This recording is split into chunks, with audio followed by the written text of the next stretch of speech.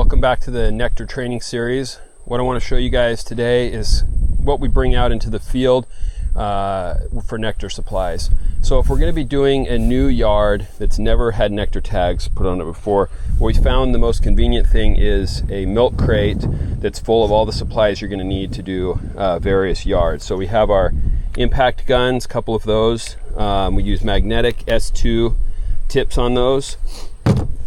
We have our bucket of screws, so this works really nicely to just set on top of the beehives. You don't lose any of the screws.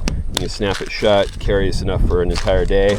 And then obviously we have the nectar tag holders and a bunch of boxes of extra tags. We also have the high-speed RFID gun, which I'll talk about in another video and how to utilize that.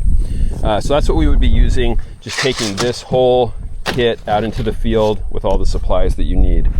Now, once we have a yard that has nectar in it, it's already been deployed, what we have in all the trucks are these Makita boxes, which are kind of our field kits. Opening them up, we have extra tag holders. So this would be if you're just replacing one or two in a yard.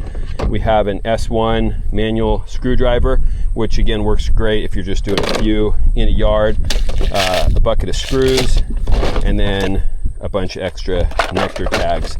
So all of our trucks have one of these kits. They're extremely durable.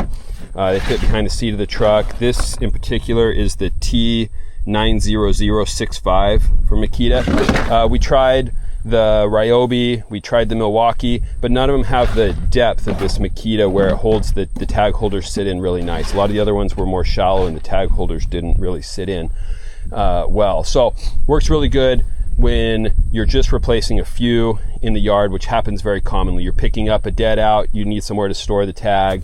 You've swapped a hive around, so now you need to put a tag on the side that was the front, has now become the back. This works really good for those ones and twos. We'd also experimented, you could do a lot of different ways.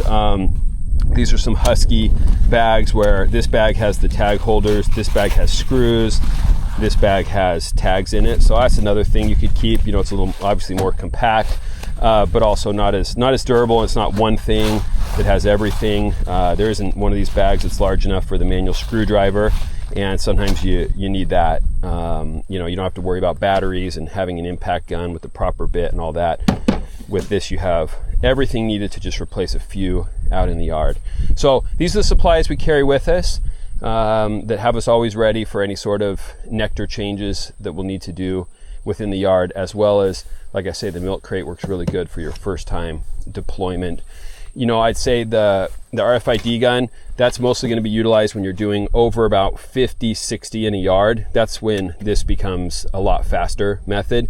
But if you're doing a normal yard that's, say, anywhere between 30 and 60 hives, I find the phone scanning with the QR code is the easier option there. So if you have any questions about what I just showed or comments about ways you've done this, please let me know in the comments below, and look at the other Nectar training series videos for additional content.